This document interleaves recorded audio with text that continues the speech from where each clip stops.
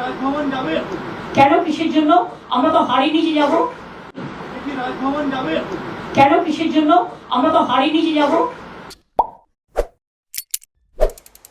নমস্কার বন্ধুরা, আপনারা দেখছেন পারফেক্ট পলিটিক্স, সাদা বাংলায় রাজনীতির কথা। বন্ধুরা, আপনারা শুনলেন মমতা বন্দ্যোপাধ্যায় বলছেন যে তিনি ইস্তফা দেবেন না। তিনি কেন ইস্তফা দেবেন? তিনি তো হারেননি, নির্বাচন কমিশন তাকে হারিয়ে দিয়েছে, ফলে তিনি নাকি ইস্তফা দেবেন না। তাহলে কি করবেন? তিনি ইস্তফা না দিয়ে রাস্তায় নামবেন। তিনি এতদিন মুখ্যমন্ত্রীর কুর্সিতে বসে নিজেকে বন্দি করে রেখেছিলেন, বন্দি হয়ে পড়েছিলেন। তাই এখন তিনি হেরে যাওয়ার পর মুক্ত বিহঙ্গ, ফলে তিনি এখন রাস্তায় নামবেন, রাস্তায় নেমে মানুষের পাশে দাঁড়াবেন, মানুষের হয়ে লড়াই করবেন। এই হচ্ছে মমতা বন্দ্যোপাধ্যায়ের ভবিষ্যৎ কর্মসূচি। কিন্তু তিনি মুখ্যমন্ত্রীর পদ থেকে ইস্তফা দেবেন না। অথচ শুভেন্দু অধিকারীর কাছে ভবানীপুরে তিনি গোহারা হেরে বসে আছেন এবং এটা স্বীকারও করছেন যে তিনি এখন মুক্ত বিহঙ্গ, তার মুখ্যমন্ত্রীর কুর্সি নেই, তিনি মুখ্যমন্ত্রীর কুর্সিতে আর আবদ্ধ নন। তিনি রাস্তায় নামবেন, মানুষের হয়ে লড়াই করবেন। অর্থাৎ একদিকে তিনি স্বীকার করছেন যে তিনি হেরে গেছেন, মুখ্যমন্ত্রীর কুর্সিতে তিনি আর বসতে পারবেন না, অথচ তিনি লোকভবনে গিয়ে তার যে মুখ্যমন্ত্রীর পদ থেকে ইস্তফা দেওয়ার একটা প্রোটোকল, সেই প্রোটোকল তিনি মানবেন না। এখন এই যে মমতা বন্দ্যোপাধ্যায়ের বক্তব্য, এই বক্তব্যকে কি বলবেন? হতে পারে মমতা বন্দ্যোপাধ্যায় এই যে তৃণমূলের ভয়ঙ্কর বিপর্যয় এবং সেই সঙ্গে মুখ্যমন্ত্রীর কুর্সি চলে যাওয়া, সেটার জন্য একটা বড় রকমের মানসিক আঘাত পেয়েছেন, আর তার জেরে তার মাথা ছিট হয়ে গেছে। আর না হয় এটা হতে পারে যে মমতা বন্দ্যোপাধ্যায় গো ধরে বসে আছেন যে তিনি সংবিধান মানেন না, আইন টাইন মানেন না, তার যেটা ইচ্ছে হবে তিনি সেটাই করবেন। অর্থাৎ এই যে ক্ষমতা চলে যাওয়া, মুখ্যমন্ত্রীর কুর্সিটা চলে যাওয়া, চেয়ারটা চলে যাওয়া, সেটা মমতা বন্দ্যোপাধ্যায় কোনো মতেই মেনে নিতে পারছেন না।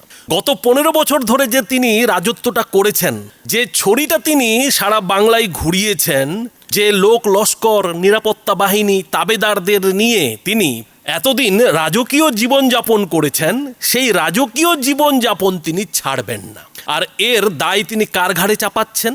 এই দায় তিনি তার ঘাড়ে চাপাচ্ছেন যে সংস্থার নির্বাচন করানোর সাংবিধানিক অধিকার রয়েছে, অর্থাৎ নির্বাচন কমিশন। মমতা বন্দ্যোপাধ্যায়ের দাবি যে নির্বাচন কমিশনই ভোট লুট করে মমতা বন্দ্যোপাধ্যায় এবং তৃণমূলকে এই পশ্চিমবঙ্গে হারিয়ে দিয়েছে এবং এর পেছনে নরেন্দ্র মোদী এবং অমিত শাহ কলকাঠি নেড়েছে। এখন সব কিছু মিটে যাওয়ার পর মমতা বন্দ্যোপাধ্যায়ের এমন বক্তব্য শোনার পর অনেকেই যেটা বলছেন যে এই মহিলাকে শেষ পর্যন্ত হয়তো পুলিশ দিয়েই তাড়াতে হবে, আর পুলিশ দিয়ে যদি কাজ না হয় তাহলে শেষ পর্যন্ত কেন্দ্রীয় বাহিনী ডাকতে হবে। কেননা এই বুড়ো বয়সে মমতা বন্দ্যোপাধ্যায়ের যে ভীমরতি ধরেছে, এই ভীমরতি কিন্তু বুঝিয়ে ঠিক করা যাবে না। মমতা বন্দ্যোপাধ্যায়কে বুঝিয়ে সুঝিয়ে কিন্তু কাজ হবে না, কেননা তিনি এতটাই এই নির্বাচনে শকড হয়ে গেছেন, এতটাই তিনি মানসিক আঘাত পেয়েছেন যে তার এটা মোটেও বিশ্বাস হচ্ছে না যে পশ্চিমবঙ্গ তার হাত থেকে চলে গেছে, নবান্নের কুর্সিটা তার হাত থেকে চলে গেছে।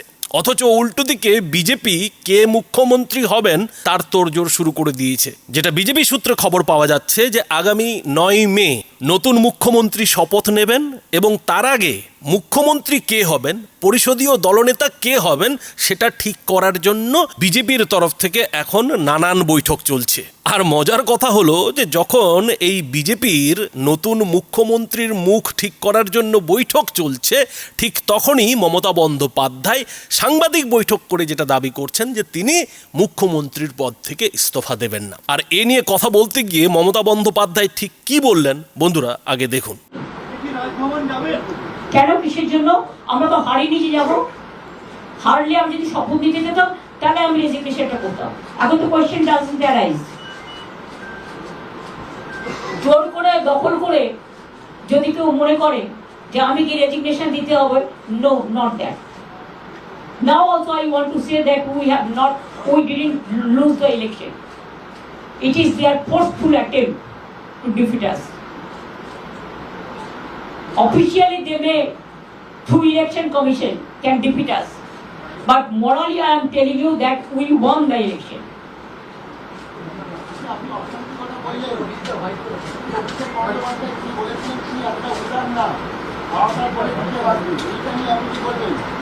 কি বলেছিলেন শুনুন, রাজনীতিতে অমিত শাহ বলেছিলেন সবাইকে দড়িতে করে ঝুলিয়ে পেটানো হবে। আগে তাকে জিজ্ঞেস করুন, তারপরে অভিষেক ব্যানার্জি উত্তর দেবে। আর পেশটা আমি করছি, অভিষেক ব্যানার্জি করছে না। যারা জিজ্ঞেস করার আমাকে জিজ্ঞেস করুন।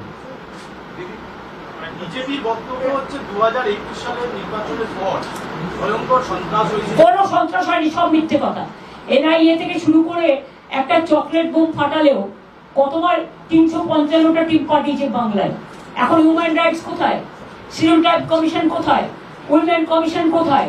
চিলড্রেন কমিশন কোথায়? কোথায়? তো বন্ধুরা, বুঝতেই পারছেন যে মমতা বন্দ্যোপাধ্যায়ের যে পরাজয়, সেই পরাজয়টা কোনোভাবেই হজম হচ্ছে না, এখনো বদ হজম হয়ে রয়েছে, এবং এই বদ হজম কবে শেষ হবে, কবে যাবে, সেটাও বোঝা যাচ্ছে না। এখন মমতা বন্দ্যোপাধ্যায়ের বাড়ির সামনে থেকে আজকেই সব রেলিং ফেলিং পুলিশ সরিয়ে দিয়েছে। মমতা বন্দ্যোপাধ্যায় চোখের সামনে দেখতে পাচ্ছেন যে তার যে এতদিনের রাজত্ব, তার যে কালীঘাটে টালির ছাদের রাজপ্রাসাদ, সেই রাজপ্রাসাদকে আর পুলিশ প্রশাসন গুরুত্বই দিচ্ছে না। সেই পুলিশ প্রশাসন, যে পুলিশ প্রশাসন গত 15 বছর ধরে বাড়ির চাকরের মতো কাজ করেছে, সরাসরি চোখের দিকে তাকাতে গিয়ে ভয় পেয়েছে, সেই পুলিশ প্রশাসনই আজকে মমতা বন্দ্যোপাধ্যায়কে পাত্তা দিচ্ছে না। এবং শুধু মমতা বন্দ্যোপাধ্যায় কেন, তার যুবরাজ অভিষেক ব্যানার্জিকেও পাত্তা দিচ্ছে না। ফলে মমতা বন্দ্যোপাধ্যায়ের মনের মধ্যে তো একটা হাহাকার চলছে। যেভাবে তিনি সব কিছু গুছিয়ে নিয়ে বসেছিলেন এই ভেবে যে অন্তত 40-45 বছর এই ব্যানার্জি পরিবার, অর্থাৎ তিনি কিংবা তার ভাইপো এই পশ্চিমবঙ্গে রাজত্বটা চালাবেন, রাজত্ব করবেন, রাজার মতো থাকবেন, ব্যানার্জি পরিবারকে গান্ধী পরিবারের মতো করে তুলবেন, সেই স্বপ্ন যে এরই মধ্যে ভেঙে চুরমার হয়ে গেছে, সেটা মমতা বন্দ্যোপাধ্যায়ের কোনোভাবেই বিশ্বাস হচ্ছে না। ফলে মমতা বন্দ্যোপাধ্যায়ের বারবার কিন্তু মনে হচ্ছে যে তার সঙ্গে একটা ধোঁকাবাজি হয়েছে, তার সঙ্গে একটা নাইনসাফি হয়েছে। কেননা তার তো পশ্চিমবঙ্গের উপরে ছড়ি ঘোরানোর কথা, তাকে আজকে তাড়িয়ে দেওয়া হচ্ছে, তার কাছ থেকে মুখ্যমন্ত্রীর পদ কেড়ে নেওয়া হচ্ছে। এটা কোন ধরনের কথা? এটা কোন ধরনের গণতন্ত্র আর কোন ধরনের সংবিধান যে তার এই স্বপ্নকে কেড়ে নিচ্ছে? ফলে মানসিকভাবে মমতা বন্দ্যোপাধ্যায় মনে করছেন যে তার অধিকার এই পশ্চিমবঙ্গের উপর, নবান্নের সেই যে মুখ্যমন্ত্রীর চেয়ার, সেই চেয়ারের উপর এখনও আছে। ফলে তিনি লোকভবনে গিয়ে রাজ্যপালের কাছে ইস্তফা দেবেন না।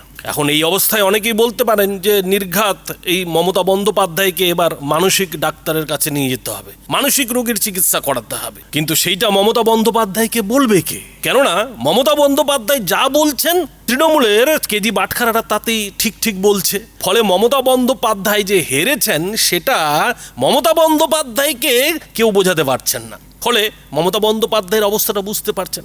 এই অবস্থায় দাঁড়িয়ে মমতা বন্দ্যোপাধ্যায় যদি ইস্তফাটা না দেন, মুখ্যমন্ত্রীর পদ থেকে যদি ইস্তফাটা না দেন, তাহলে কি হতে পারে? তো বন্ধুরা, রাজনৈতিক বিশ্লেষকদের মতে আসলে মমতা বন্দ্যোপাধ্যায় এই মুখ্যমন্ত্রীর পদ নিয়ে একটা সাংবিধানিক অচলাবস্থা তৈরি করার চেষ্টা করছেন, যাতে পুরো ব্যাপারটা একটা মামলা মোকদ্দমা হয়ে সুপ্রিম কোর্টে পৌঁছয়। আর সেটা যদি মমতা বন্দ্যোপাধ্যায় করতে সফল হন, তাহলে এই যে বিজেপির নতুন মুখ্যমন্ত্রী, সেই বিজেপির নতুন মুখ্যমন্ত্রীর অনেক বাধা নিষেধ সুপ্রিম কোর্ট বেঁধে দিতে পারে।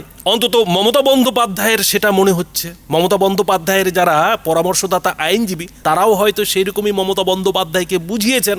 আর পাশাপাশি মমতা বন্দ্যোপাধ্যায় মাঠে নেমে মানুষের কাছে যেতে চাইছেন, মানে তিনি ভোটের পর আরও একবার প্রচার শুরু করতে চাইছেন। তিনি মানুষের কাছে গিয়ে আরও একবার নিজের বার্তা দিতে চাইছেন, মানুষের হয়ে লড়াই করতে চাইছেন। এখন কথা হচ্ছে যে মমতা বন্দ্যোপাধ্যায় তো বিরোধী দলনেত্রী হিসেবে এমনিতেই মানুষের হয়ে লড়াই করতে পারেন। তাকে তো আর কেউ বলেনি যে আপনি মানুষের হয়ে লড়াই করবেন না। আপনি মুখ্যমন্ত্রীর পদ ছেড়ে দিয়েছেন, মানে আপনি রাজনীতি থেকে সন্ন্যাস নিয়েছেন। তার মানে মমতা বন্দ্যোপাধ্যায় এ কথা বলছেন কেন যে তিনি পথে নামবেন, রাস্তায় নামবেন, মানুষের হয়ে লড়াই করবেন? এইসব দেখে টেখে আপনারা অনেকেই বলবেন যে মালটা আবার নাটক করছে। কিন্তু বন্ধুরা, নাটক মমতা বন্দ্যোপাধ্যায় করছে না। বিশ্বাস করুন, মমতা বন্দ্যোপাধ্যায় সত্যিই নাটক করছেন না। মমতা বন্দ্যোপাধ্যায় কি করছেন মমতা বন্দ্যোপাধ্যায় নিজেই জানেন না। আসলে মমতা বন্দ্যোপাধ্যায় নিজেই পুরো ঘেটে গেছেন। আর ঘেটে গেছেন এই কারণেই যে মমতা বন্দ্যোপাধ্যায় ভালো মতোই জানেন যে এরপরে আর রাজনৈতিক জীবন বলে তার কিছু থাকছে না, থাকবে না। কেননা এরপরেও যদি তৃণমূল বেঁচে বর্তে থাকে, তাহলে তো তার ভাইপো রাজত্ব করবে, তার ভাইপো সংগঠন দেখবে, তার ভাইপো লড়াই যা করার করবে। মমতা বন্দ্যোপাধ্যায় কি করবেন? হয় তাকে আবার কোথাও আছাড় খেয়ে পড়ে, বাথরুম টাথরুমে আছাড় খেয়ে পড়ে ওই ব্যান্ডেজ পায়ে হুইল চেয়ারে বসে থাকতে হবে আর কালীঘাটে গঙ্গার জল মাপতে হবে।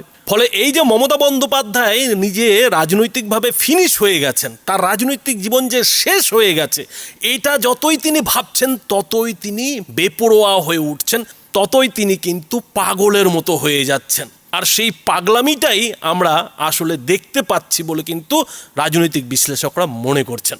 তবে বন্ধুরা, আপনারা কি মনে করছেন? আপনাদের কি মনে হয় যে মমতা বন্দ্যোপাধ্যায় কেন মুখ্যমন্ত্রীর পদ থেকে ইস্তফা দিতে চাইছেন না? আপনাদের মতামত অবশ্যই এই ভিডিওটির নিচে কমেন্ট বক্সে লিখে জানাবেন। ধন্যবাদ।